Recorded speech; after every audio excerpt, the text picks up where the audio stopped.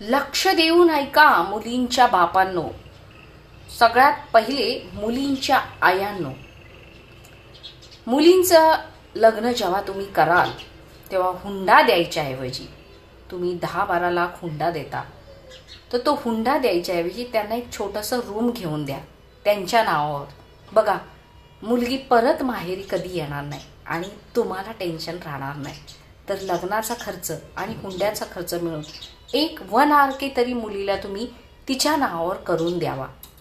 असं केल्याने खूप साऱ्या मुलींचं आयुष्य उद्ध्वस्त होण्यापासून वाचेल आणि ती सुखी होईल.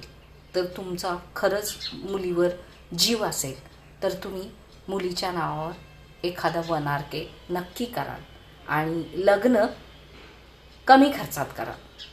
तर बघा, माझं पटतंय का? ते पटत असेल तर